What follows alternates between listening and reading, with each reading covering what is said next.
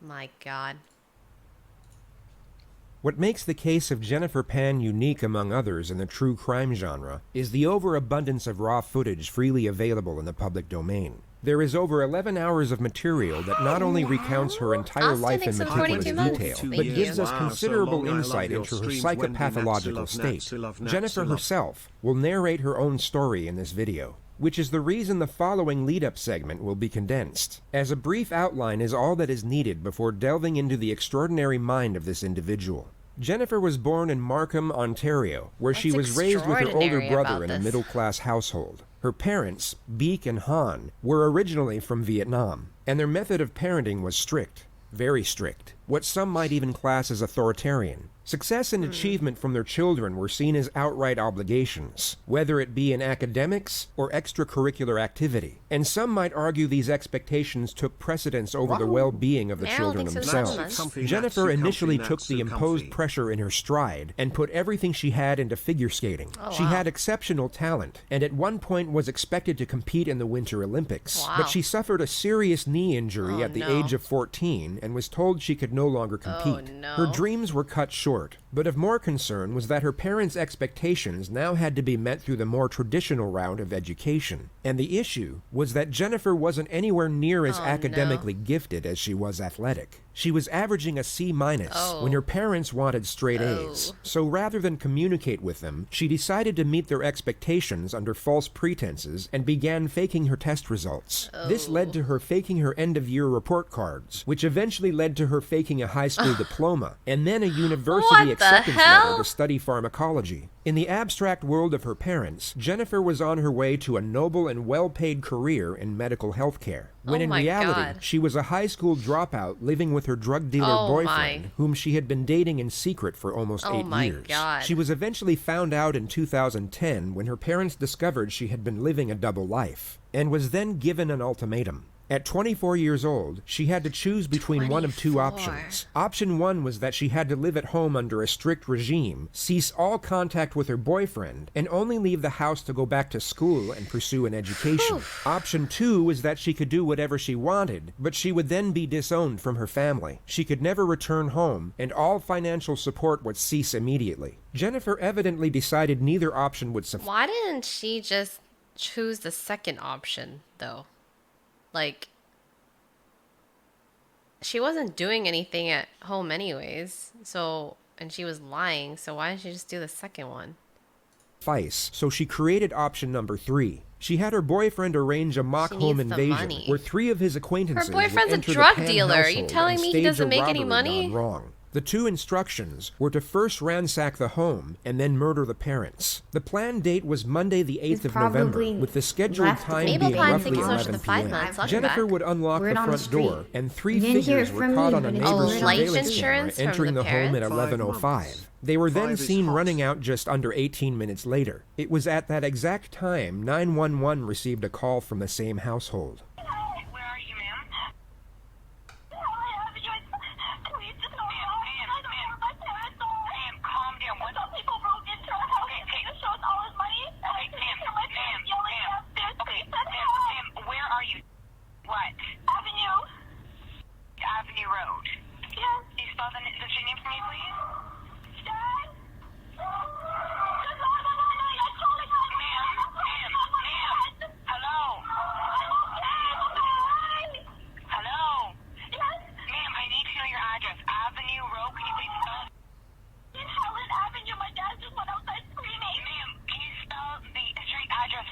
Oh, God.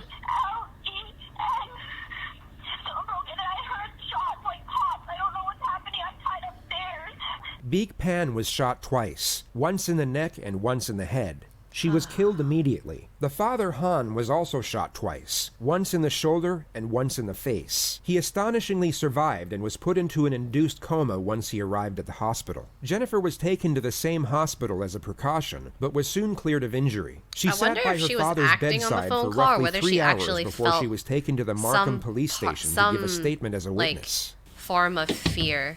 Or maybe it was just she felt bad. I want to go through a form with you. It may seem kind of, why you're doing this, but this is acting. It's like you're swearing to tell the truth about what you're going to talk to me about. And it's also going to explain to you the penalties for not telling the truth. I don't expect you to help me, but for a homicide investigation, anyone who's very close to the investigation, we do this with. Okay? So this isn't suspecting that you're not going to tell the truth. This is more of a feature that you understand the importance of telling the complete truth. Jennifer is not a suspect at this moment. She is only giving a voluntary statement under oath. She has not read her right to silence, but instead informed of her rights as a witness. She is basically told that fabricating evidence with the intent to mislead is an offense. After reading the notification off paper, the detective gives Jennifer a more human explanation of the instruction. What I've just explained to you is you're here voluntarily to help us, that you don't have to talk to us if you don't want to, but the importance of talking to us, and if you're talking to us, the importance of telling the truth. And if you don't tell the truth, there's criminal consequences for not telling the truth. That's all that stuff had to deal with. Okay? The investigator then leaves to get the Commissioner of Oaths, which is for the purpose of swearing in the witness, but he first brings in a box of Kleenex. This is universally recognized as getting startled, yet the official term in neurophysiology is the startle reflex via auditory stimulus. Hyperarousal from a traumatic event can often exaggerate this response in a manner similar to how Jennifer reacted to the sound of the door. +1. Hello, my name is Andrew Lespiro. I'm a Commissioner of Oaths with York Regional Police. I'm here so you can give a truthful statement, either by solemn affirmation or swearing on the Bible. Which do you prefer? Swearing on the Bible. Okay, just put your hand on the Bible. Do you, Jennifer Pan, swear that the evidence you shall give on this investigation shall be the truth, the whole truth, and nothing but the truth, so help you God? I do. Once Jennifer is sworn in, the lead investigator returns to collect the statement. Now I want you to sort of take yourself back to earlier on today, yesterday, meaning the 8th of November, and tell me about your day. Okay, start at any point in time. The world's greatest wherever you feel comfortable, and then we're gonna move. We're gonna move forward. Okay. Yesterday, probably around 9 o'clock in the morning. Saw the time on the left and thought Wendy was doing another subathon. She woke me up and she told me That's that a she good was one. going to visit my grandfather. Throughout the day, Jennifer explains that she practiced Oh, I'm piano, getting so many studied subs. I'm getting piano so many history, subs. talked on the phone Oh, with her the subs, friends, the subs. and had dinner Look at with my her timer parents. go up. Her mother left for Woo! line dancing at Getting 8 p.m. rich and today. returned home at about 9:30, All at the which time subs, Jennifer was woo! alone in her room watching TV, Hell ready yeah. to go to sleep. And then Oh, no more subs. suddenly I just Damn heard it. my mom calling for my dad to come down. And that's when I lowered the volume on the TV. And I could hear the voices weren't any voices I was very familiar with. And so I was scared and I couldn't move. I just sat in my room for a while. And then She's I thought I too heard calm. them leave the top floor, and I peered out of my bedroom door. And a guy was there, and he came at me and had string in his hands and tied my arms back and said, "I have a gun behind your back." Isn't she like way too calm? And no one will get hurt. So It she was thinks for money the she 7 months. never If remembered. I was like, My mom kept trying to get up. if I And I was kept trying to telling her, recollect something this "Sit down." traumatic, I would be And so I didn't tears want her to get and hurt. I stutter told her, and "Sit down." tears and like They were trying to find her wallet. there's no way. but she, I can't her tell English something speaker, so she like kept saying this. first. They kept pushing her down onto the chair. Really? Okay. Take your time. Take your time. All this is very important, so take your time.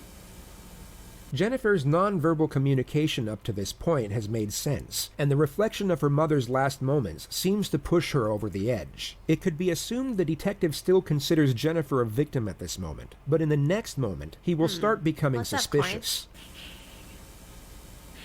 They kept all the lights off on the main floor. The only time there was light was when they opened the fridge door to see if they could find where my mom's purse was.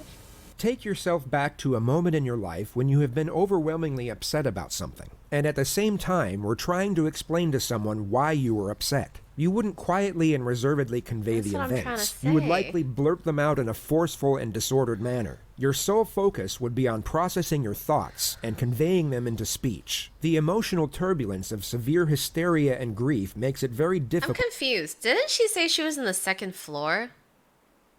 And they're downstairs and she's tied. How can she know that there's light from the fridge door?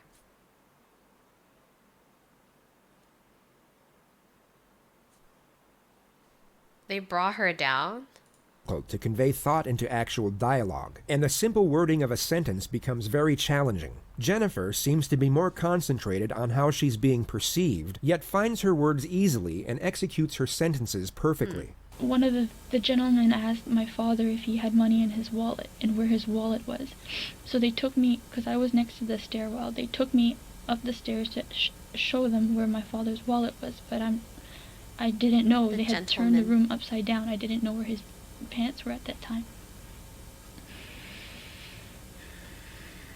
The intruders retrieve $1,100 from the master bedroom and then tie Jennifer to the upstairs banister. Next thing I know, I think I heard my parents going down the stairs, and my mom was asking them for me to come with them. They wouldn't let me come with them.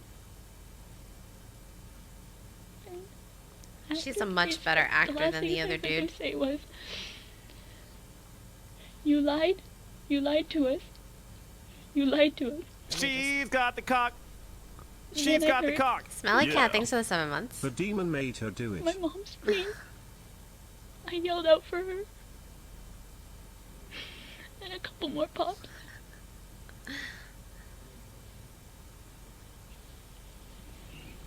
Actually, she is a great liar. We already know that, right? She fooled her parents for 8 years. So she is a great liar. And I think I heard my mom say or moan or something, and then they did one more before they left, and then one of the guys said, "We have to go now. It's been too long." And then they ran out the door. And I think once they were out the door, I heard my dad go up the stairs, and at that point, Jennifer has clearly gotten her story straight beforehand, yet in the next moment appears to realize how unusual it is that she was able to make a phone call when her hands were tied behind her back to a banister. She She's like, hesitates, "Uh-oh." stutters, and even looks to the detective for approval twice before she quickly moves on. I had my phone on me, behind me, that I had hidden there that they didn't know about. So I had my phone He looked in at she in looked at him. on me, behind me, that I had hidden there that they didn't know about. So when I thought that they had heard them all leave and my dad ran up the stairs, I whipped up the phone and I called 911. But I still hadn't heard anything from my mom, and all I could hear was my dad running on the street, just moaning and making sounds. The detective then breaks the event down into components and has Jennifer go through each moment in more detail. The first of which is the Oh, my appearance of the subathon. intruders. Jennifer Oh, the now subs. describes the one Hell who yeah, appeared let's to be go. in charge. Making big bucks. The only thing I Shit, can remember stop. was him was he had dreadlocks. Damn it. Dreadlocks. So, can you describe his race to me? He was black.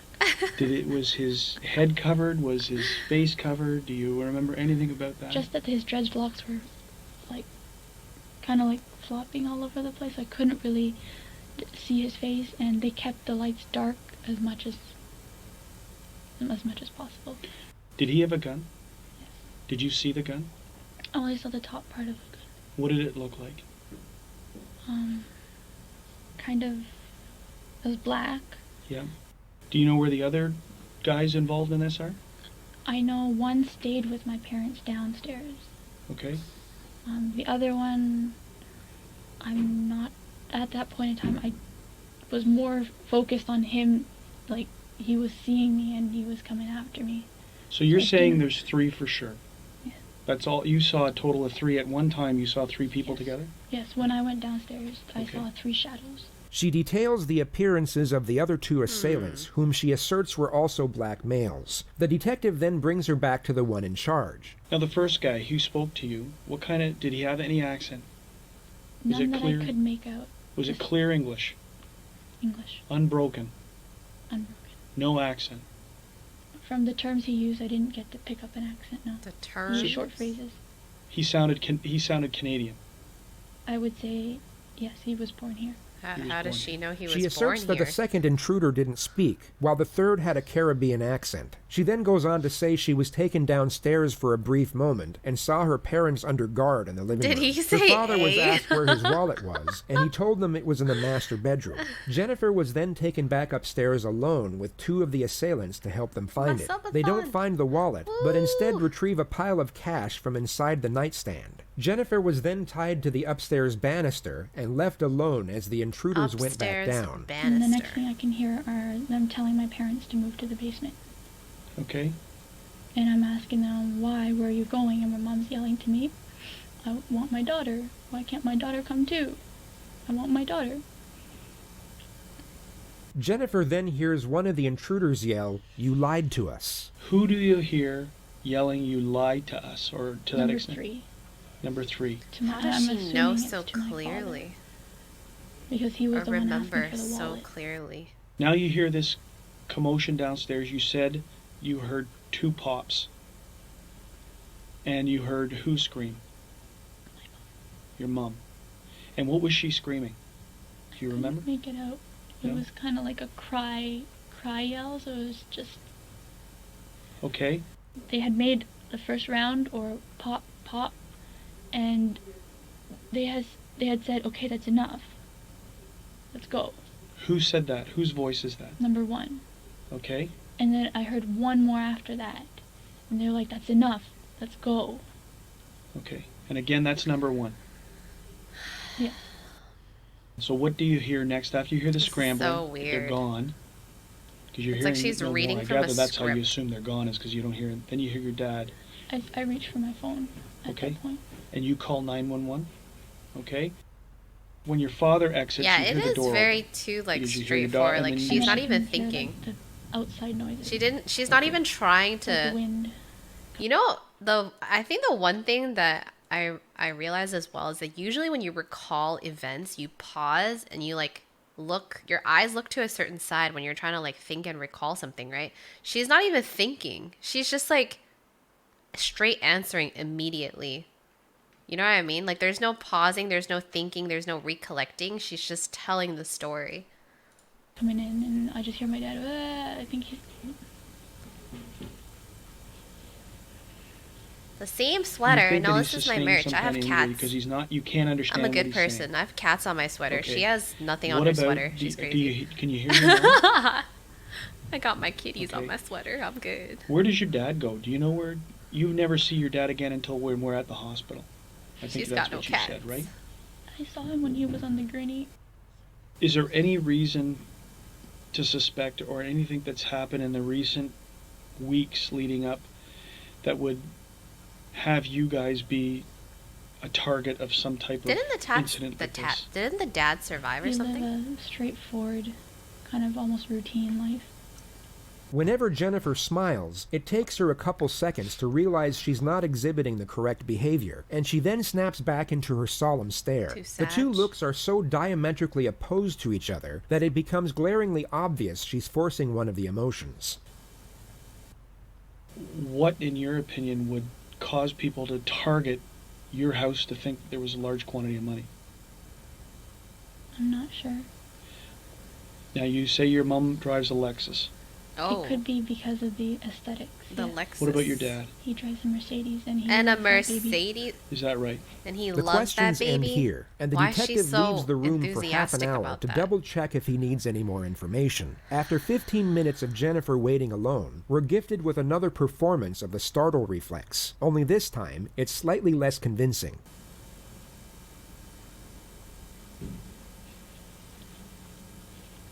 Oh, that was not a good one. The first one was really good. This one's not a good one. If investigators were certain of Jennifer's innocence, this would have been the first and last time she would have been questioned in such a manner. Police are extremely careful in how they involve victims in investigations as to not cause further unnecessary trauma. But on this particular occasion, it would come as no surprise that Jennifer's psychological well-being was of less concern. She was officially still a victim and witness, but unofficially a leading suspect. She was called back in to give another statement just 2 days later at 9 a.m. She was told the reason was to collect more details, but you'll notice that the line of questioning and the answers they attain have little to no use for anything outside of Jennifer's culpability. The actual reason for this second statement is to collect further information to use against her at a later stage. In this interview alone, they already start the process of cross-examination and start to catch her out in previous lies. Jennifer is still a witness at this moment, and the exchange is void of any direct confrontation. Yet she is still put under a modest amount of pressure, and the holes in her story start to become ever more apparent. Holes. Take that first interview that we had, which was, hours after what had transpired, put it aside. It's almost like we've never spoken before, okay? So we're starting afresh. We're starting from new. That way you're not going to say, I think I already told him that. Don't worry about what you've already told me. Oh, when we Do you, started the Jennifer subathon. Penn, Oh, shit. swear or declare that the evidence that you give in this investigation shall be the truth, the whole truth, and nothing but the truth, so help you God? Yes. We're going to see if we've learned or if you've remembered anything else. And there's some questions with respect to that statement that I'm going to ask you about. Okay, but I'm going to let you start again, and let's move forward from any time in that day where you want to start. If it's the time you woke up or if it's the time that your first interaction, it's your choice. Okay, I'm very nervous, and I Why are don't you? remember Why are you nervous? Tell me about why you're nervous. because I don't want to say the wrong thing. So Because that day was a lot, you're right. and I've been scattered, and so bits and pieces are here and some pieces aren't here, and I'm just... So I want you to sit back in your chair. Okay, just sit back in your chair. Take a deep breath. Okay, close your eyes. Just follow my line. Just sit back in the chair for a second. Sit back, relax as the best you can.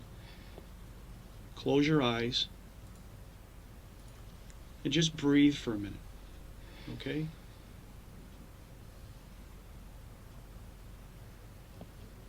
Breathing.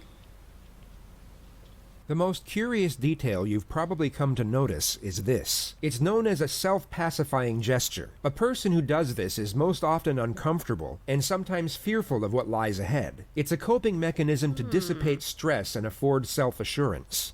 What I can remember is when I woke up, had some breakfast.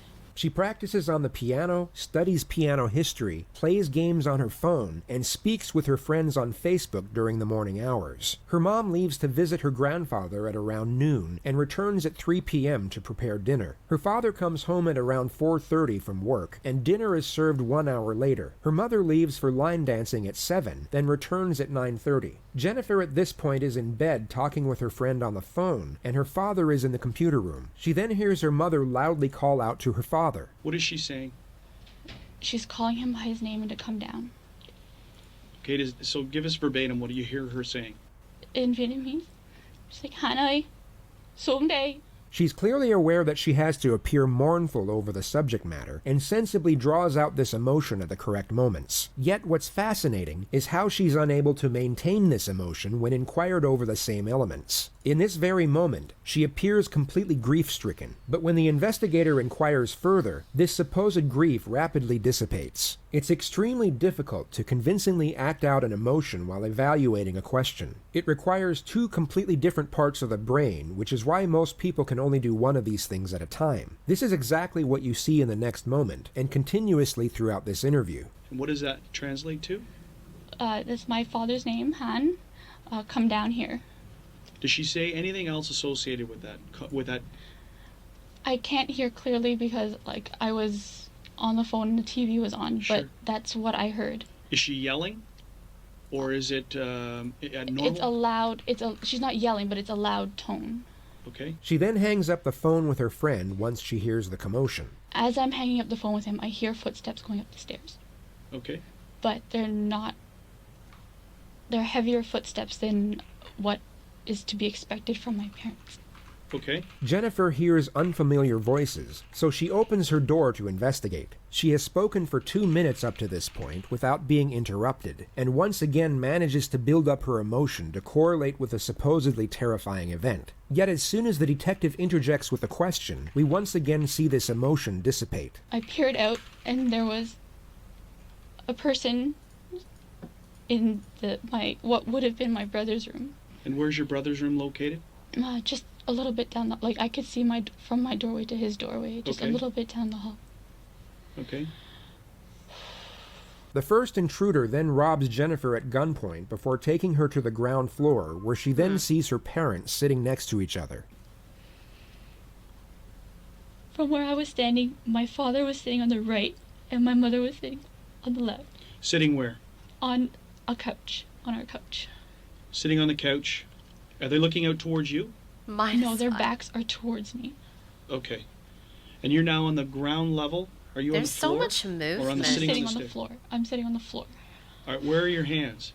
They had tied my hands, So let's as go. I said. Let's go back up to the stairs. Remember we said Her emotional display in seeing her parents in distress gradually faded after each interjection, but you'll now see it completely cease altogether once she realizes that she made her first mistake. Everything she had said up to this point correlated with her initial statement, but she had just forgot to mention that she was first tied up before being taken downstairs, and only brought it up when reminded by the detective. take the other statement and whatever we've said before. No, I said it earlier. She didn't say she was tied up earlier. She completely forgot to mention it and Sus. seems to be trying to convince the detective so otherwise. sus. It's a moment of slight panic, which becomes far more pronounced when you compare it to her supposed grief-stricken recollection 5 seconds earlier. The detective doesn't challenge this, as it can be used against her at a much later stage, and the main objective at this point is to collect as much conflicting information as possible. Okay, then we must let's get back to that area. I think you might have touched on it. We went back into the description. So where do you get your hands tied, and where does the string come from?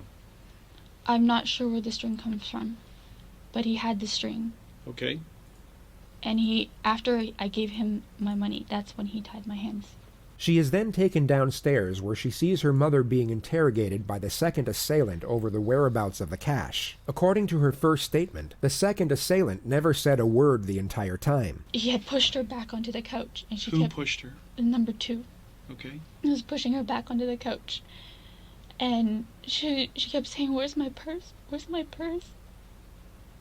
And the guy kept telling her to sit down, and I didn't want my mom to get hurt.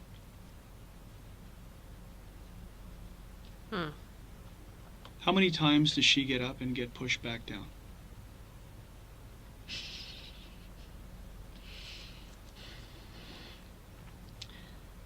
I'd say she got up twice.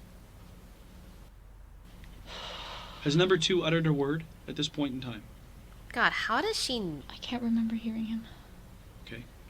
Yeah, So how we're does just she correcting just what like you said earlier, correctly because you said earlier identify that it was each number person? 2 who was asking where the purse is, what It's like, the yeah, purse 3 is, and now said you've this, said and 2 no, said it's this, and number 1 one said that. guy who would I'm initially. sorry. It's just, No. It's all a purpose. The purpose here is clarifying what you're saying. So number I one just is don't want to. number 1 is the one who's doing the talking about the purse. Number 3 is focused on your dad's wallet. Okay. Jennifer continues to make contradictions and is forced to correct herself multiple times after she notices the puzzled gaze from the detective. He inquires over the appearance of assailant number 2, who is wearing a hoodie Her according story to the is so first statement. You confusing. get a good look at number 2 now of what he's wearing. All I could tell was he had a vest, and his face was like a long. Yeah, I oval think she face. fucked Get a up vest? by making it so No, detailed. hoodie. Okay. Dark hoodie. Okay. Did you see them recover anything inside your mom and dad's room? I did not see anything, no. Are you sure? Because when we spoke the last time, there was some mention of some other money that went missing.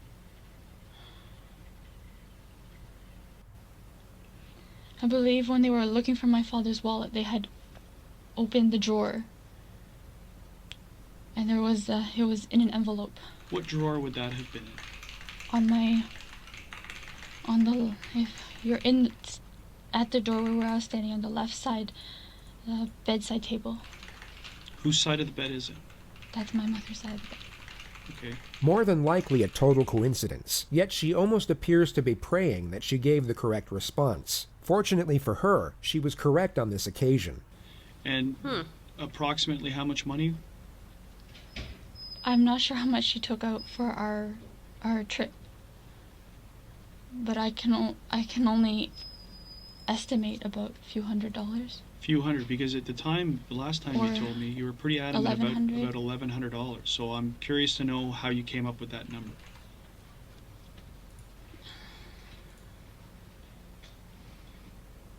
I believe because when we were at the border, we stopped at the duty free.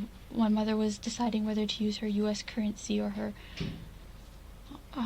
U.S. currency or her Canadian currency.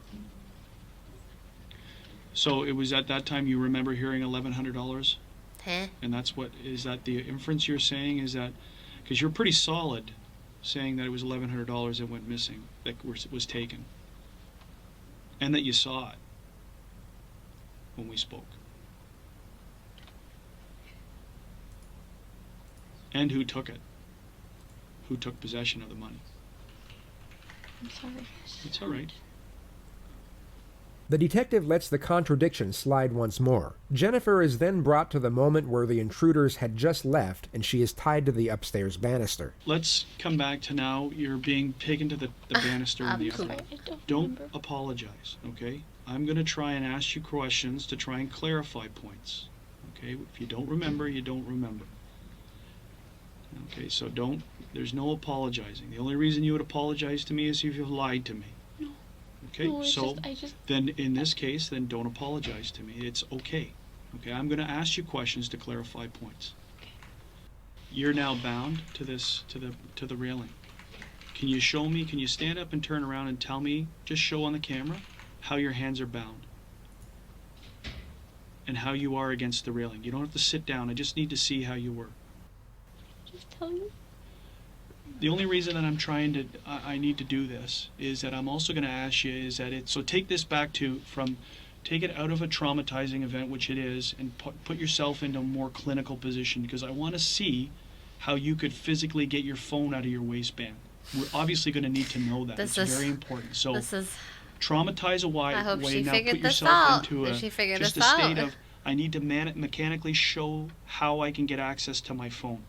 Okay, because that's obviously very relevant. We know you made the phone call, but questions are going to obviously raise is that if my hands are bound and I'm against the railing, how do I talk to a 911 operator? Okay, so clinically, this is now a clinical demonstration. Just stand up, focus in on how you did it.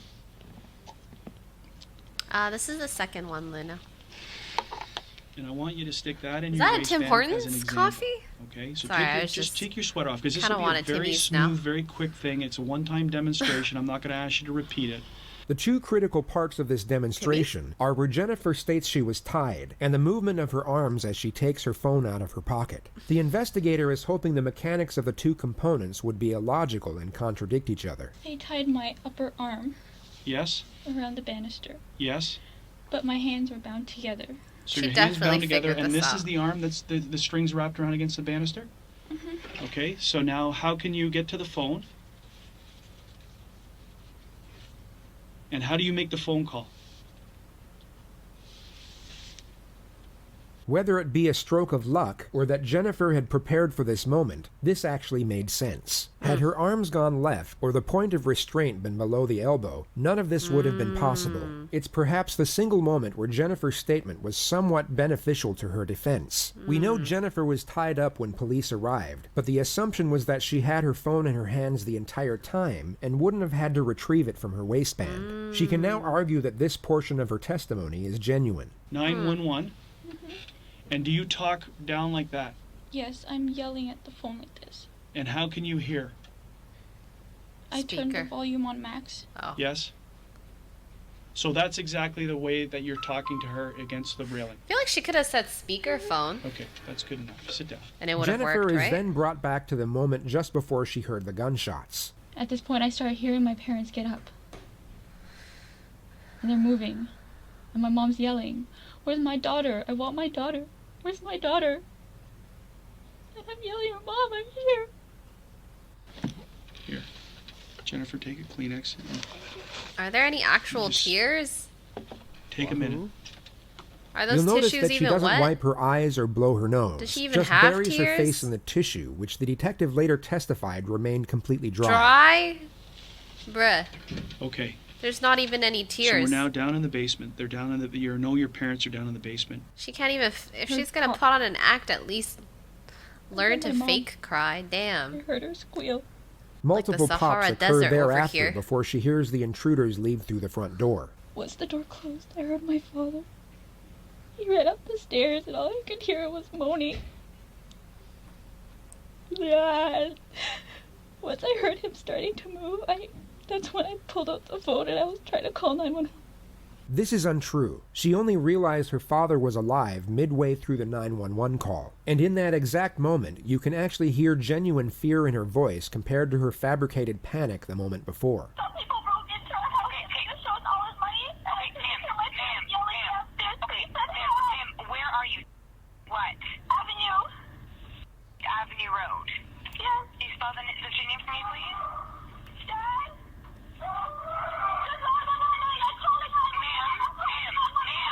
The final part of this statement is collecting information to set up the main strategy for Jennifer's interrogation that will take place 10 days later. They go through Sad. Jennifer's past and Poor gather parents. intel to lay the foundation for what's known as the how and why solution, which will be explained in further detail at a later stage. What I want to do now She's is 24? I want to go into your past, okay?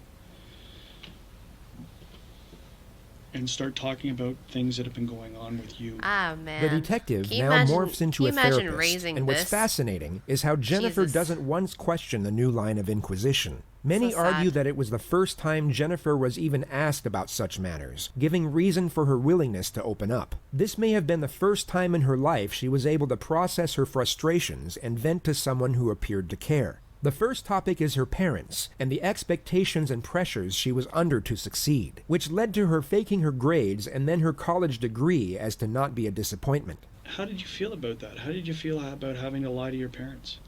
I felt guilty, but every time I tried to bring it up, there was just so much expectation. Did you have any resentment towards them for this? I chose what I chose. You chose to Oh, kill but your I'm gonna parents, choose my bro.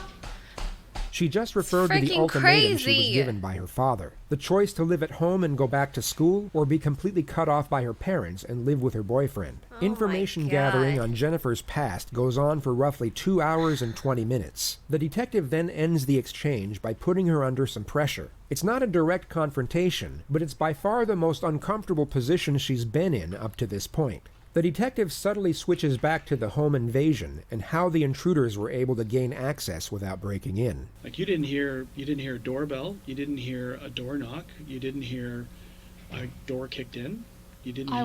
I said I was watching No, TV on the phone. but- I don't know how.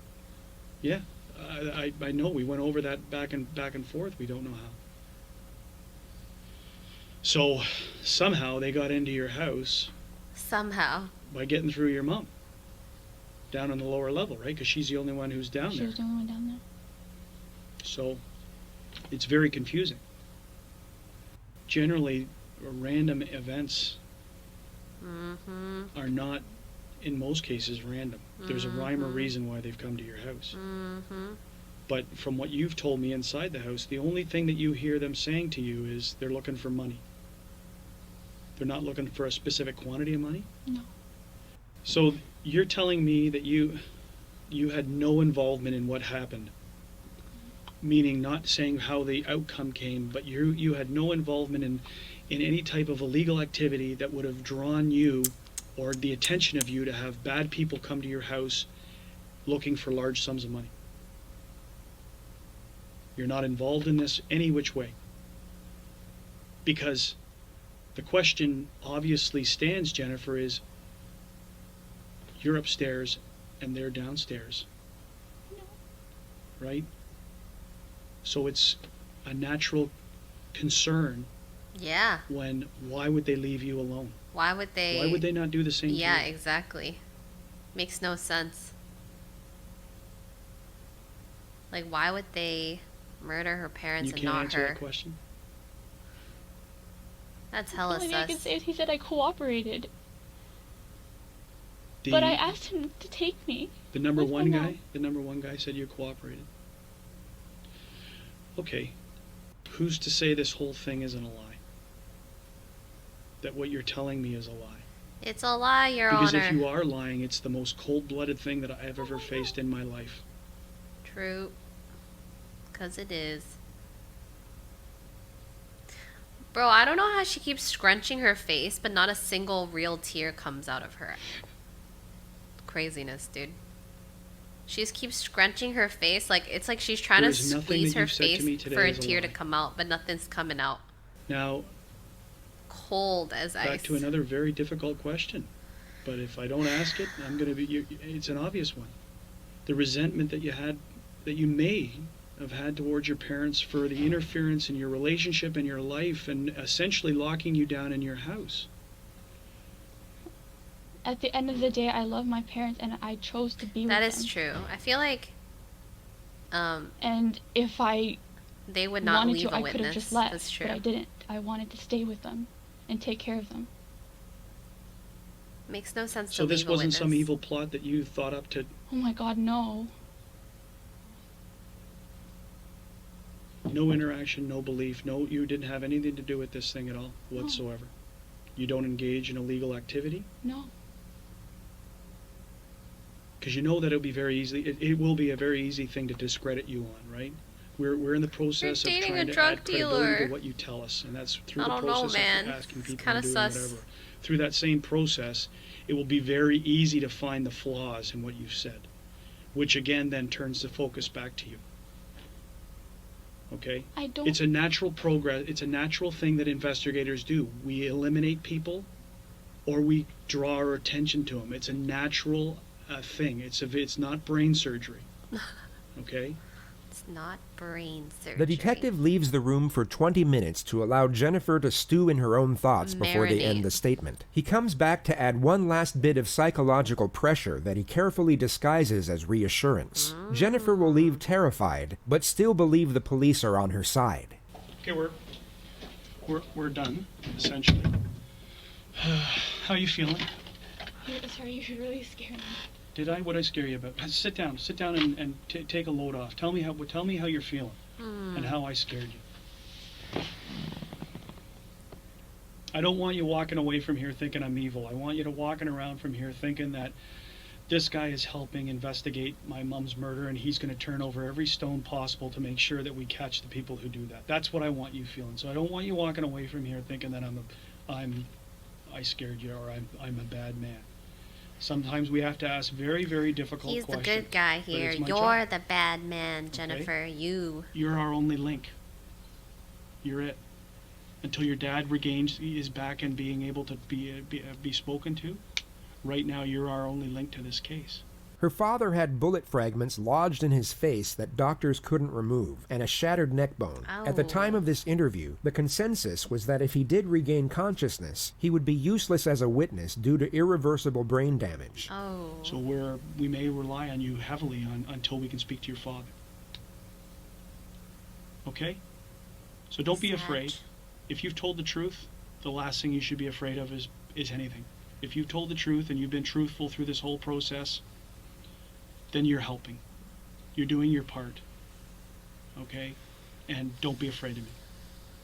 I'm just afraid because, like, I know everything is just all pointing negatively right now, and I don't understand why.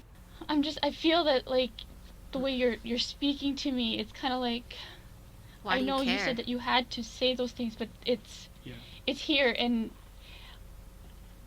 I've already said it Someone who is especially innocent has victims nothing to yesterday, fear. but there's, like, ideas in my head. Yeah. And She's I'm scared afraid to because say it she's out scared of loud. getting caught. But Ideas about speculation of what happened? How it happened? Unfortunately, at times some of us have to point the finger, seem like we're pointing the finger, and it really is just to provoke you to see what you're going to do, how you're going to respond. Okay? So, it's only a question, and it's This is been the answered. Jennifer And if you've been story or truthful, something? okay, You have nothing to fear. Absolutely nothing. Yeah.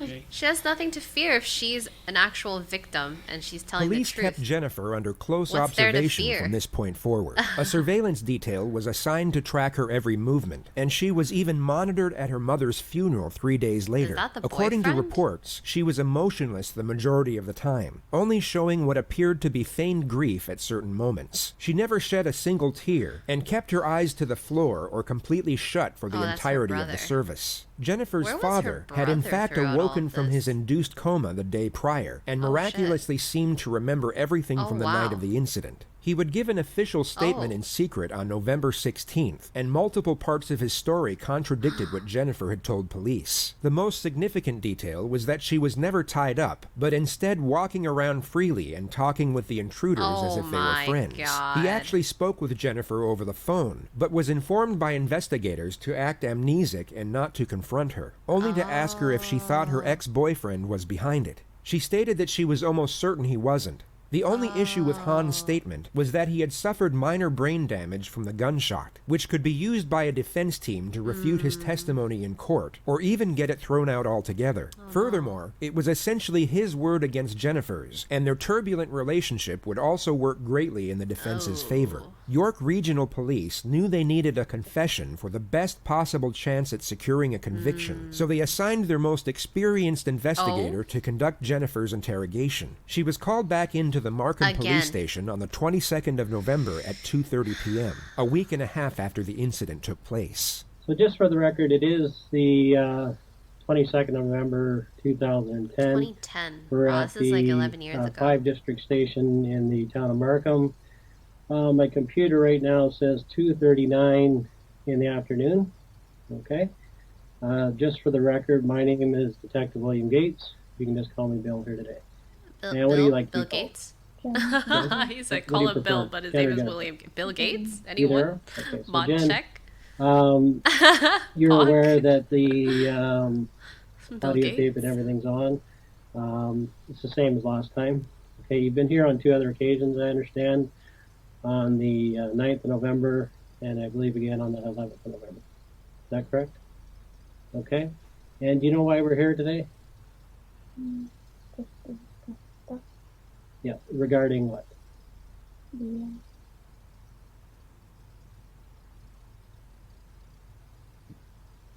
What happened at my home? Okay. And as a result of that home invasion, your father, Oh God, here we Pan go. Pan, The was fake, actually shot, and your the fake mother, no tears. Vic Pan, was actually killed. Is that correct? Yeah, you'll have to speak up a little bit just so I can hear you. Sorry, yes. Okay.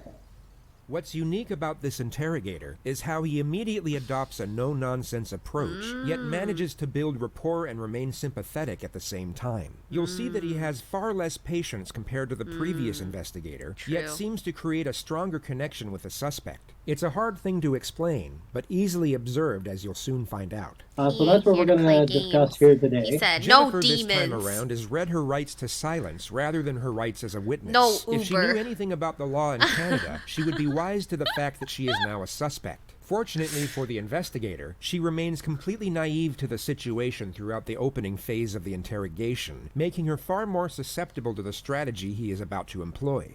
Okay, just hold on a second. Okay, we're having technical difficulties Oh. here. Okay, so that's why they interrupted me. What we're going to do, Technical is difficulties. if you don't mind holding tight there, I'm just going to move my equipment to the other room.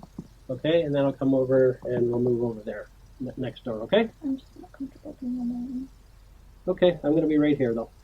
Okay? With respect to interrogations, it's common knowledge that the psychological manipulation begins before a single word is spoken. The physical layout of the room is designed to accelerate the sense of discomfort and isolation, and it's fascinating to observe how each interrogator has their own unique methods of setting the tone. Very interesting. Knowing how this interrogation plays out allows us to realize this detective's procedure. The considerable distance between him and the suspect will keep her relaxed enough to be influenced by phase 1, but this same distance will Wow. intensify the pressure once he eventually closes it during Phase 2. You'll Very notice this fascinating. detective is slow with his first strategy, but swift with the second. He takes his time in building trust and establishing rapport. Thanks Yet for the 100 once this bits, initial Crispy. connection is Chief secured, AKF the transition to aggression will be abrupt and ever increasing from that point forward. Jennifer takes a seat in the room 15 minutes since she was first informed of her rights. It's important to note that she is still free to leave at any time at this point. She is unknowingly a suspect, but not under arrest.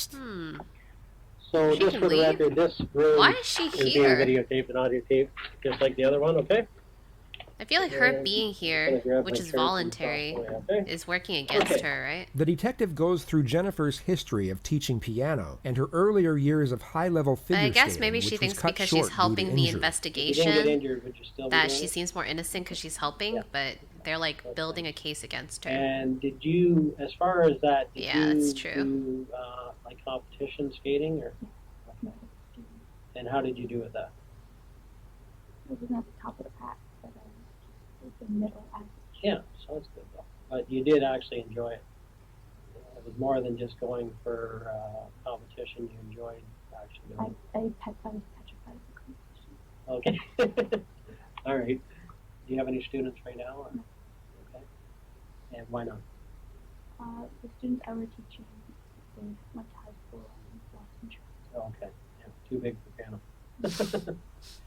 Yeah, I took it in grade school too, but This guy is good. I think I went to grade 7 in it, I think. Like when I was in grade He's 7. like letting her breathe, like giving her a Still mental remember break Swans on the by Lake. talking about easy play that subjects The and detective making her then laugh. goes through Jennifer's work history as a server before touching on her future plans in education. Jennifer mentions that she plans to go by her parents' wishes and pursue a career in healthcare, at which point the primary strategy is initiated: the how and why solution. The detective gradually begins to shift the blame away from the suspect and onto another set of circumstances that prompted the suspect to commit the crime. He starts developing a theme that will afford her a psychological justification in doing it, and this theme will be further established as the interrogation progresses. It starts off subtle so that she remains oblivious to the agenda. Now, if you could pick any job yourself, I'm not talking about anybody else, but if you could pick for yourself, what would it be?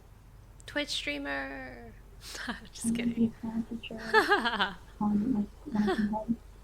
But in the daytime, I'd like to have a simple, maybe like a lab technician job, just work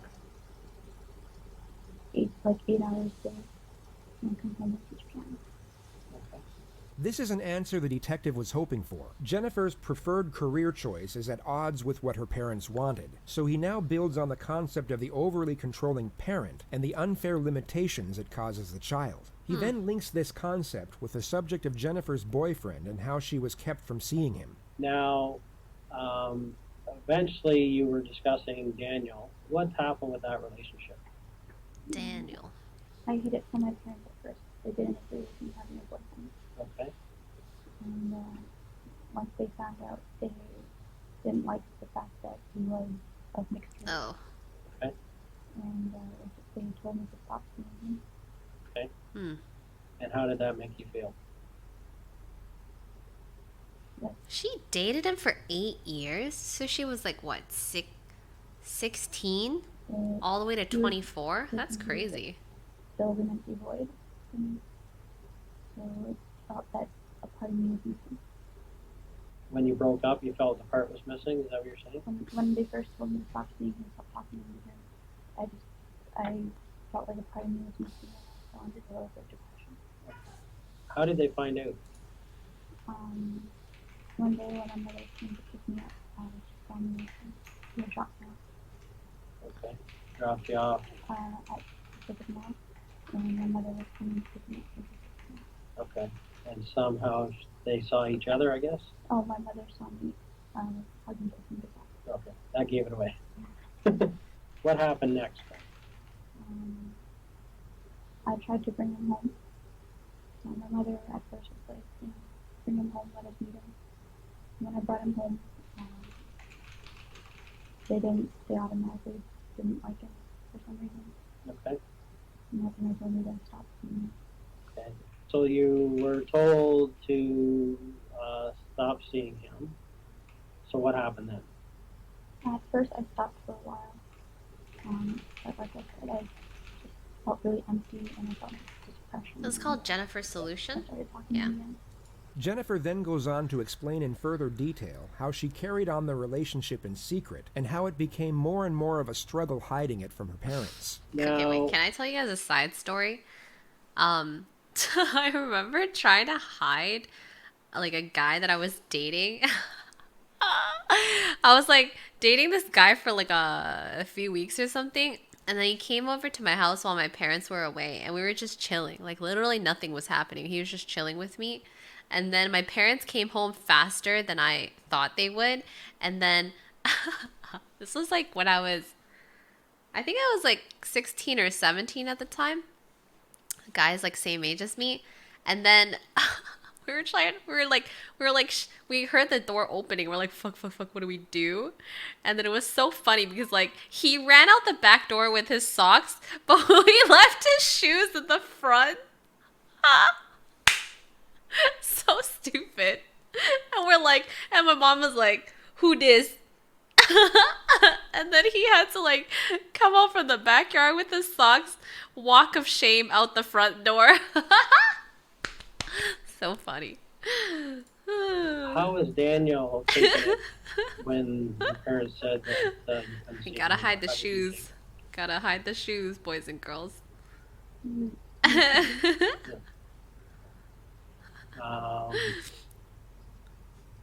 And how did you feel? She then goes on to explain that she was living with Daniel at his parents' house for 2 years, while her own parents thought she was studying at a university. And his parents were, I guess, more liberal than your parents. His parents, they give us. Yeah, okay. And they recognized that you loved each other. Jennifer recounts how she bought a fake diploma for $500 to show her parents, and the many other avenues she went down to keep her lie going. She eventually gets to the day she was found out. How did you end up back home, I guess? They called up my friend, who I said I was staying with, in the middle of the night. And oh no. Oh no, the alibi was broken. So she was like, isn't she home? And I wasn't home. Okay. Oh, she messed up. Oh. I don't blame her, but... No. Jennifer then goes on to explain the why didn't Jennifer go kill that friend instead? She was the one who ruined all her, who ruined her life. So how has that felt, being under those guidelines for the last 18 months? I mean... It wasn't the best feeling. Why did she plot against her parents when it was the friend who broke the alibi? Wouldn't she have put more fault in the friend than the parents? Because she was living this whole like alternate life, right? So like if the friend who broke the alibi was the one who made her life miserable, why does she plot against her parents and not the friend? You know what I mean? It's crazy. In the world, because I just felt like trapped. Okay. But it's what I chose to be with my family. Okay. And so you made a choice between what? Living out on my own with Daniel and staying home with my family. Did you feel you really had a choice or not? I mean, I'm just asking questions out of curiosity. I'm not suggesting anything. I'm just saying, why didn't she do that instead of that? But where do you get that belief? Guess she doesn't care that her friend ruined her life. Yeah. The detective then brings up Jennifer's earlier assertion of being depressed, and then affiliates it with the restrictive measures she was living under. What was the worst the depression got? I cut myself. Okay. And when did that happen?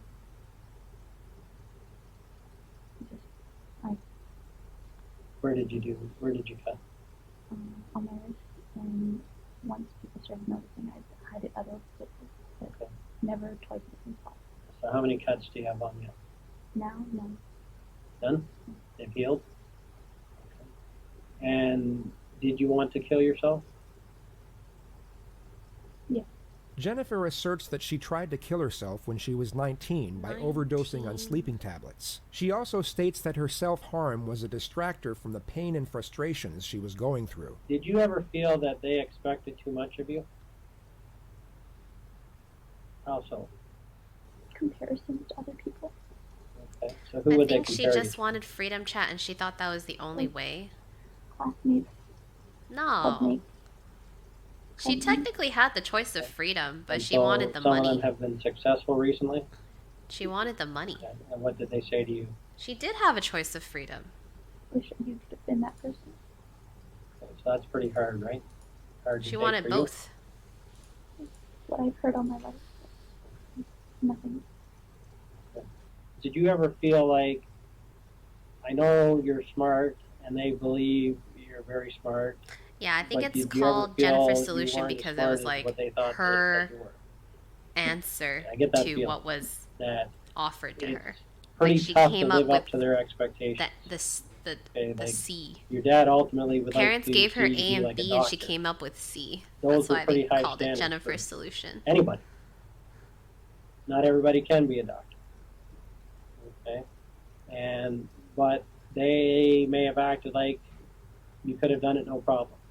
Their expectations were so high that few people would be able to reach that expectation. I'm not just talking about you, I'm talking about anybody.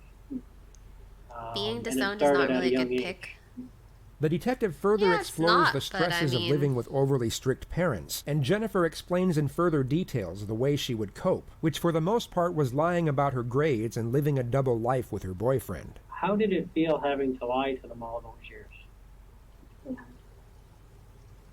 Really hard. Like I wanted to tell them, but just they always looked down and disappointment. Okay.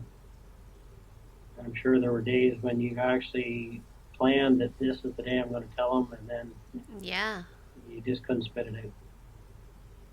The opening strategy of the how and why solution has now been executed. A connection has been attained, and the desired narrative established. The next phase of the interrogation is about to commence, which is first set up by a two-step strategy. Step 1 is to induce fatigue. Step 2 is to induce fear. Now, when's the last time you spoke to your dad? This morning, just to see if my brother had made it into school. And what have you and your father discussed about this case? He just asked me if Daniel was behind it, Okay. and I told him I don't know 100%, but I don't think he did. Okay. Why would he ask that? Listen, I come from an Asian family, although like my parents are way less tiger mom and dad about stuff. And I'm sure plenty of us who are Asian or come from a very strict household can relate to her. But are you guys plotting the murder of your parents? No! That's the point, chat. Jesus. Because I mean, many of us have felt the pressure of parents and whatnot, but like, are you plotting the murder of your What do you think parents about and that? going through with it? That's freaking insane. I know that he's That's moved on. insane. He Insane. wants to be with me when he's already moved on. The detective has Jennifer go through the entire incident once more, but unlike the first investigator, offers don't know? no Yeah, I don't. reassurance I nor hope none of you guys are, 'cause Jennifer that's starts just fake crying crazy. again, yet this time is given no tissues to wipe away her non-existent tears. Now, do you think there's any reason why they tied you up and Please didn't tie don't your kill parents up? people. For no, what the heck, for any reason. Just don't. Don't do it. And don't say there's demons. Does that seem odd? to No you? demons. No Why Uber. does it seem odd? No Uber for you. Because I was away a few separated from him the whole time. And I does it wonder make where sense her that they brother would was. leave a witness behind? If they were going to kill somebody? Does that make sense? Yeah, that's the thing that really makes no sense. Yes, Just thinking about it. She got But it lucky. makes sense for somebody that was going to kill somebody to leave a witness behind that could describe them. Mm-hmm. Makes no sense. Does that make common sense for killers? it's not. What do you think? Mm-hmm. Gooby, thanks for the You think that was a 13 months. mistake they made then? I don't know. They kept saying that they're running out of time, and it just. It doesn't take a long time to kill someone, does it? I know. I don't know. Jennifer's dramatics intensify as the discussion of the home invasion continues. She's trying to give off the nonverbal cue that she wants to move past the incident. The detective doesn't respond, but continues to go over the different stages of the night in more detail. He jumps from the beginning to the end to the middle, back to the end, and then back to the beginning again. None of this is for the purpose of information gathering. He is inducing mental fatigue as to diminish Jennifer's critical thinking. This is often done before a direct confrontation, as it can diminish the suspect's ability to consider the long-term consequences of a decision. Jennifer will get stressed and tired, not because she is traumatized by the event being recited, but because it's exhausting keeping up such an act when it's not genuine. And this performance eventually starts to dwindle and becomes gradually less convincing. How did the conversation end with Ed? I heard my mother calling for my father. Oh God, for 2 hours? This is Okay. When you went to bed, was your mom home yet? She'd just gotten home, and I went down. I told Ed I'll be right back, and I went down. I said hi to her, and I went back up to my room. Who's Ed? Were you injured at all during the Oh, whole is that the process? person on phone? Or Facebook or whatever she was talking to? Okay. Not really anything? Step 2 of the confrontation setup will now commence. Ed The detective Monte- employs what is known as the futility technique. He will tell Jennifer that he has an abundance of resources at his disposal and even fabricate much of what he asserts. He's indirectly telling the suspect it is useless to resist due to the overwhelming evidence against her. Now, the reason why I'm here today, okay, is that I'm an expert, okay? He's probably in what we left call to go truth bang pyramid. your mom's, what I've heard. Word Thanks on the for giving street. us up to You didn't hear it from me, but it's word on the community. street. I talk to thousands of people, okay? And I basically know when somebody's not being straightforward with me, okay? I can tell by the language they use, how they answer the questions, their body language, how they treat the question. Must be that scary something's talking wrong. to someone like Hey, this. this doesn't make sense. The detective then gives Jennifer an 8-minute narrative on police tactics and forensic technology, some of which is embellished, but for the most part true. He then asserts that police are able to use infrared satellite imagery to see the What? occupants inside a household. Hacker This is mans. entirely false. Oh, and shit. basically, if people are moving Oh, around shit, in the hacker house, mans. it's like an X-ray, okay? And basically, we're able to tell, are those movements, are those actions, that number of people consistent with the story that we've been told? Are the people in the positions that the witnesses are telling us they were in? Or are they different? Okay, and if they're different, why are they different is what our question becomes, right? I think she's playing with her hair And because so she's at the end of nervous. the day, okay, there's so many resources available to me that at the end of the day, I'm going to know if a person's telling me the truth or not. The detective is now about to initiate the confrontation, but first brings the entire setup full circle by reestablishing the notions of reasoning and rationale. The suspect is fatigued and scared, but still needs to feel the detective is on her side. Now, I can tell you that nothing surprises me in this job, okay? He's a pro, I am Your well Honor. aware that anybody on this earth is capable of making a mistake. Okay? I don't care who they are. I don't care if they're a priest. I don't care if they're a school teacher. I don't care what the situation is. Given a certain set of circumstances, Jordan, thank you for everyone has the capability, Jennifer, of making a mistake, doing the wrong thing. Okay? The key, though, when I talk to people is when they made a mistake, okay, that's one thing, right? The key is to not keep making the same mistake. Well, And to you get only that have one pair information of out and parents. get it off your chest. Okay? You understand what I'm saying?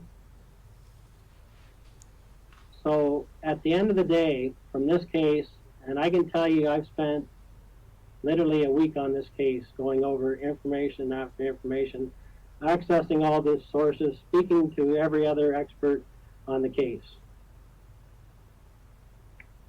And at this point, Jennifer, I know that you've not been truthful with the police. Ooh. Okay? Got told. You've not told us everything that you know. Ooh. Perfect. Get wrecked and shrekted. You've spent Oh, he's getting a closer, considerable Monk. amount of time in the last 7 years. Oh, it's like a stop telling motion. half-truths. And I can understand why, okay? You've had a tough life. Ooh. What's happened to you, to me, equates to abuse. And all the stresses that you've had and forced to lie, I can understand why you did it. Okay? But you're in another situation here where you're under another tremendous amount of stress. And it doesn't feel good inside, does it? It breaks down the person that you are. Because at the end of the day, you're a good person. I know that. You've got a good heart. She does. In this case, though, you've made mistakes. Okay? And you're involved in this. I know that. Okay? There's no question about it. How many caps is the detective wearing, The Chad? only How many question caps? right now is, are 5? you going to keep making mistakes? Are you going to go on the route that you've gone on over the years and try to pretend that things happen that never happened? Okay? Are you going to not face reality here? We know that you're involved. We've done our homework. Okay? We have to resolve that now here today.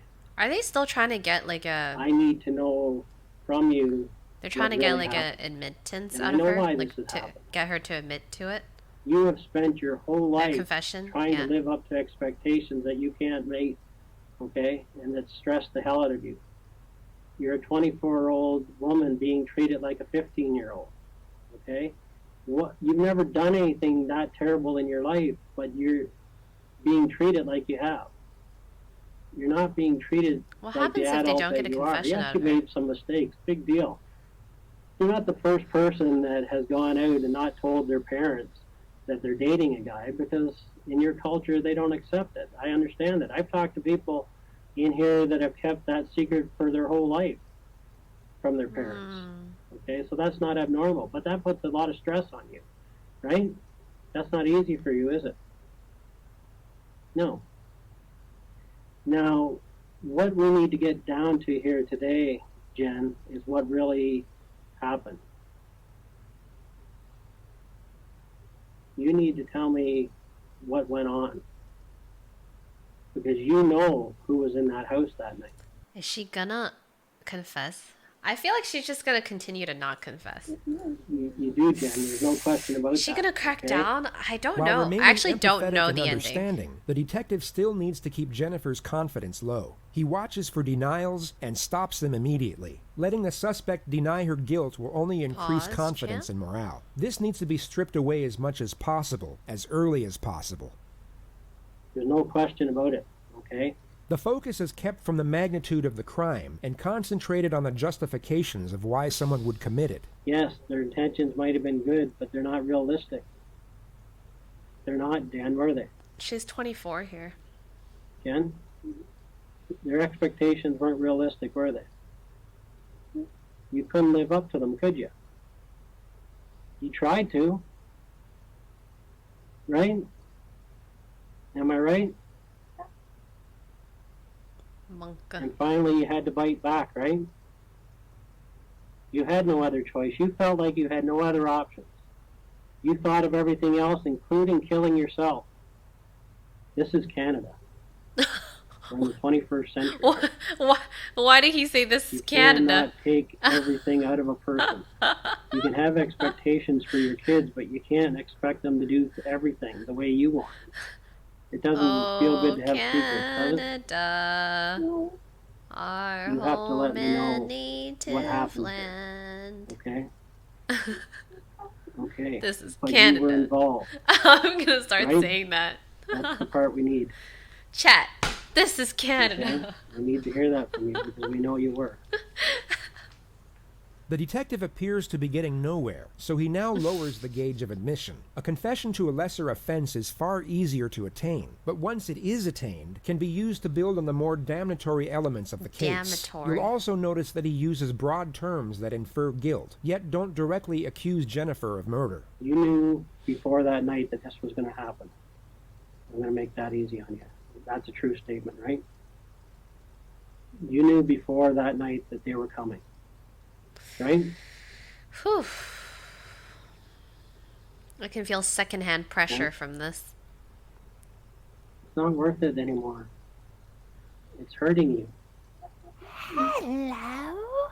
She seems to be on the cusp Thanks of for giving giving some us form a of admission, yet exploding wants sock puppet. reassurance as to what it means for her own sake. She asks this question 9 times throughout this interrogation. It's one of the few things investigators can't actually lie about, as it's been used countless times in the past to get a case thrown out under misdirection. They can avoid the question, Yeah, that's yet they Ryan. can't afford any false promises with respect to sentencing. I need to know the details. I can't even say. But I can tell you one thing is that we already know, so you can't change that. Monka. I know you did. But it got too far ahead of you, right? You didn't think this far ahead, did you? But once they started, once they came in, you couldn't stop it, could you? Could you? Jen? Oof. She's cracking. Hmm? I know. Why didn't they stop for you? Oof. Hmm? I don't know who they were. But you were part of the planning, right? You have to tell me that part, and then we're going to work through it together. There's no way she's know gonna what I'm confess saying? to this, right? Is she gonna You didn't want confess? this, you wanted to stop. She's and you come have to this prove far. that There's to no way me she's now. gonna confess, right? Because at the end of the day, we have to stop this from happening to someone else. Right? Jen, we're going to have to deal with it one step at a time, okay? I'm going to be honest with you. I need to know what you did. We're not rooting for her. I'm just saying there's no way she confesses to And then this, you right? and I are going to work through this together. Because the most important part of this whole thing is that we do the right thing for your mom. Right? I am her voice right now. I'm working for your mom. That's my job. Oh, her poor And I have to get to the bottom of this for your mom. So sad. Appealing to compassion isn't necessarily uncommon when the crime is first-degree murder, yet it can send a mixed message when a justification for the crime was a focus point early on. The detective takes his chance with it, which at first appears to work. Jennifer initially responds in a poignant manner, but you'll soon come to notice that her empathy, alongside her concern, is solely focused on herself. So we got to start. What happened to me? Well, I don't know at this point. Okay, because I don't know what you're going to tell me other than that you were involved. But I Are need these to hear videos teaching us how to be what better this all psychos? was. No! Why would you interpret it that Last way? This effort to live your own life. It's teaching you to not Be be your own this. person. Make your own decisions. Look at all your friends. Look at all the people around you. Does anyone else have a curfew for 9 o'clock at 24 years of age? You had no choice here, Jen. I know that. He's so good. And He's like anybody trying else in to your he's like situation trying would to have done the exact trying to same make thing. it seem like he's on her The side only and that thing he different is they understands. would say that they'd have done it a lot He's earlier. really just trying to get a confession out of You would her. have looked for a way out. When did you first start planning this? This guy is immortal at manipulation. When was the final straw? What was the final straw? Because that's what this is all about. Do you want to be a good person here? Jennifer knows exactly what He's questions radiant. to answer and what He's ones radiant, to ignore. Your Honor. Anytime a question is non-incriminating, she gives a response. Yet when they are incriminating, she remains silent. That's She is so no doubt telling. feeling the pressure, but still very aware of the the situation situation. and the potential ramifications of her words. That's why I feel like she's not going to confess. And you know when a good person makes She's a still mistake, calculating everything. Like have she's to face aware that of what's mistake, going right? on. right? What do you think should happen? I don't know. You're going to prove to people that you know what the right thing to do is. That's what is going to happen. I wonder if there's situations That's where what your like mom wants right the now. She's watching us suspect here. outplays She's the wondering, investigation. is Jen going to make the right decision? Is there? Is Jen, after all of this, going to come out on top doing the right thing? I'm here for you, Really? Jen. There's been plenty. I'm here for your mom.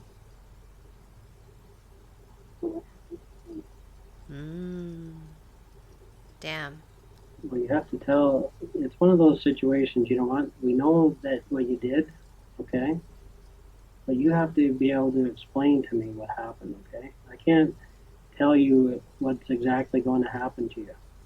Are there any mods? Can we get rid of the percent ban word? Yeah. You just have to be brave here. You have to be Thank brave. you.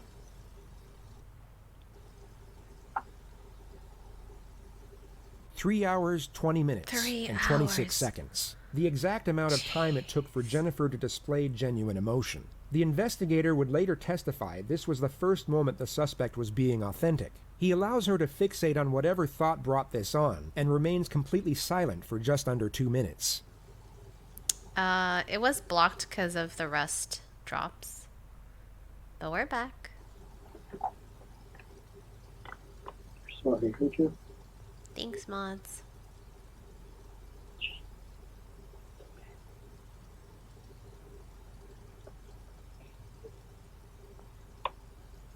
They were supposed to take you. What? What? Okay. So we're supposed to take the whole family out? No, just me. Huh? What went wrong? The detective now has one foot in the door. It's not an outright confession, but Jennifer has now admitted to planning the home invasion all along. And although she asserts that she was the intended target while her parents were meant to be spared, the information she has now given is enough to place her under arrest. Jennifer is no longer going home after this interview. The detective now presses for more information on the amended storyline. It's essentially step one of day one all over again, but from a more powerful position. He knows she is still lying, and now locks her into as many lies as possible within the new narrative. What happened? Jeez. Why did it change? I don't know. Okay, what do you know? How come it was supposed to be you? Because I didn't want to be here anymore. Why not? Because I was a disappointment. Okay, you made mistakes, but nothing that couldn't be corrected. Why was it supposed to be you? Everyone could be free from me. Why did it happen this way then? I don't know. Everyone could be free from me. I was disappointed in everything. Okay, but why did it have to happen this I think way? she's also fake crying right now. What did you want done? Harassment. I think he's just trying to like comfort her. I don't think he's harassing. That's So weird. who did you get to do this then? I don't know who he is. There's no what. He's like doing this to like And calm her what down. did You know you- what I mean? Like comforting. I don't memorize it. She skirts around the questions surrounding her accomplices and gives multiple fake names. She stated that she got the number of the supposed hitman from an acquaintance named Rick, and that she took everything from there over the phone. It becomes apparent she doesn't want to give up, or even mention her boyfriend, so for the time being the detective allows her to recount her amended narrative in the manner she pleases. She gets to the moment she instructed the hitman over the phone about her planned suicide. I told him that I wanted to be killed. And did he Here we go. think that was something crazy? Are you sure that's what you want? Juan of Welcome back, Thai. Wendy. Thank you so much for the 4 Because months. I don't think many people get that request. Do you? No, but that's what I wanted. And he asked me over and over it just to make sure I was sure. And I said I was Yep, sure. I'm actually Okay, so What 50. did you ask him to do then? Come take me out and then leave. Okay. Why did they do it when you were, when your parents were there then? Never alone. In the nighttime. Okay. So that meeting you had with Rick, You told Who's him what you Rick? wanted? No, I just said that I Was wanted that one of the if you knew gentlemen? anybody who could take care of something that I needed. Just that I wanted to be killed. And he said what? Pickle Rick? Here's the number. Did he have the number with him that day? Yes. Okay. What did he say he would do? He just like let me take care of it. Let me do me. So your specific request to him was what? Come in and make sure you kill me. So he does come into the house, and you're the obvious only young girl there, right? How dare you, officer? Asian When you don't came raise, to and I'm your- sure your her room- mother was just as young as her. Just kidding. What discussions did you have with the guy that came How to your dare room? you, The real officer. discussions you had, not what you What do you told us. mean? Where was the money? And I showed him where the money was. Okay. But he obviously said, I'm here to do what you asked. He never said anything. What did he say? It's like hands behind your back. Did he discuss ways with you how he would do it? No. Did you request any way for him to do it? To make sure no one else was around. Okay. Why didn't they do it the way you wanted? I don't know. I asked them to take me with my mom when they took them away. It doesn't seem to make sense. I know, it doesn't make sense to me. Because I was supposed to be. Okay. Can you sit up for a minute, Jen? Okay, look at me. The detective not even wants an crying. outright confession, and the second direct confrontation is about to commence. Monka. Only this time it will be a lot more aggressive, as he doesn't have to worry as much about the suspect locking up or requesting counsel. She is under arrest and going to jail after this interrogation, no matter what. Look at me. Okay. What I do believe is that you went to somebody. Mm-hmm. And I do believe that night you paid them the $2,000. But what's not true is it was never for you. Okay, Jen, no. Okay. That's... You went to this Excuse my person- language, but that's all she paid for to end somebody's life? Holy shit, that's crazy to me. That's nuts. That is like all that's required for like someone to like, that's wild. That's actually wild. Holy moly. And you asked them to do a job. And the job was for your parents. You asked them That is to scary. do this job on your parents, Jen. Okay? Let's be truthful. Okay? Nobody's going to come there and get the wrong people. If you wanted to kill yourself, Jen, you're not going to pay somebody $2,000 to do it. I couldn't do it myself. Okay. So But there's other ways. Okay? And if that was going to happen, they could have taken you outside and done it anywhere. It wouldn't matter, would it? If you really wanted to die, all they would have had to do is pull up beside you in a car and shoot you. That's You true. made a specific request, and the job was for your mom and dad. Mm-hmm. Okay? Nobody's going to come in there and do the wrong job. Okay? Nobody's going to do that. They came, you paid, and they did what they were supposed to do. And the plan was for your parents. Me. Okay? Jen, you have to be honest with it. This is the only thing that's in contention here. Okay? You made the mistake, okay? Everybody understands. No, I don't Everybody understand. in this police department feels sorry for you. No, I can they tell you don't. that right now. Okay? Because they've seen what you're going through. It's so obvious. Okay? That all this tension you put out, basically this is like a volcano. Alright? And at one point it was just too much and you erupted, okay? And you made a bad decision. Okay? And once Jeez, you if they hired chalk this this guy, up there's to no just a turning bad back. decision, Now, in the original story, you said that you hid your cell phone. Okay? crazy. If it was for you, you wouldn't have hid your cell phone. That would have never happened. So it's in it's conflict. not kidding. It's just I put it there naturally. Okay. It's what I naturally do. Okay. No, But I you get said it, on but still.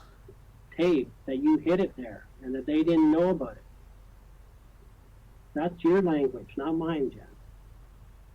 All they wanted was so much success out of you, they were not even looking at you as a person. They were looking for a success There's story. no way she believes. Instead of just If she's saying, smart enough to try to be whatever conscious Jen of wants what is what's being good for said, us. there's no way she believes him, right? Whatever she's happy with. As long as she's happy in her life, I'm happy with it. If she wants to work at Eastside Mario's for the rest of her life, that's fine.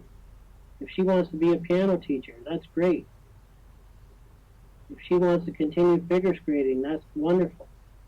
Why would somebody shoot someone they didn't have to shoot? I don't know. I can't figure that out. And actually not shoot the person they're supposed to shoot? I don't know. I'm trying to figure it out. Okay, why didn't you tell us this that night then?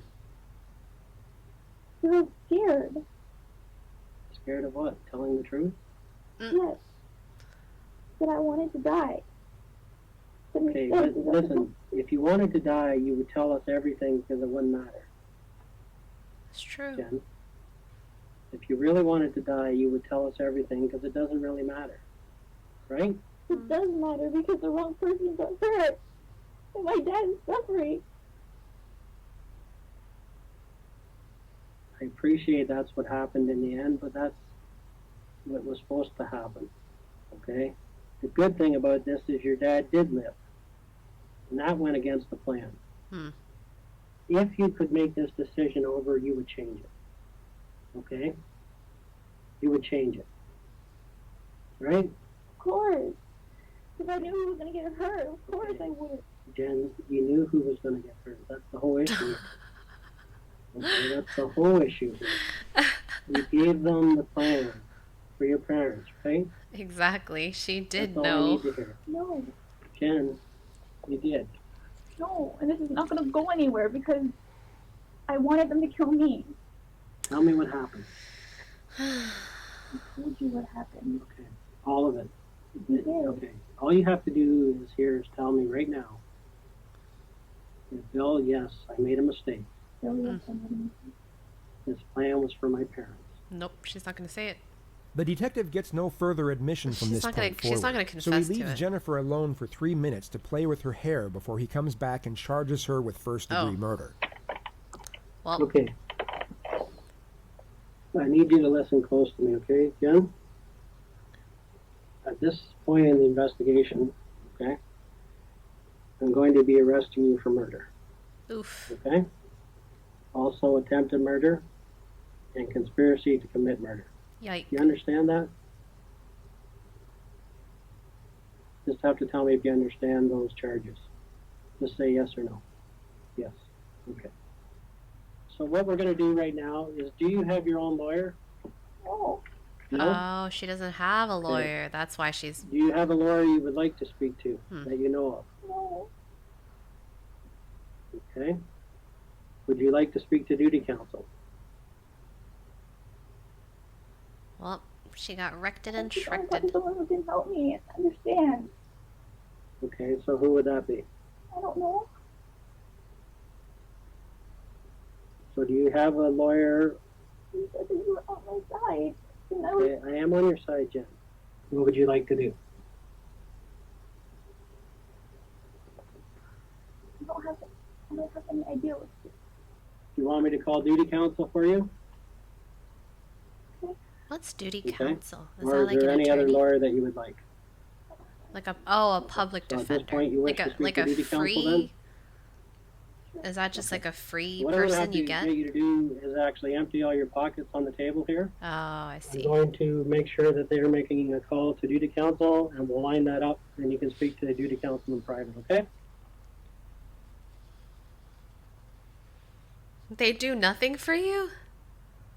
Oh. We've made a call to duty counsel, and we're just waiting for them to call back, okay? Need a drink of water or anything?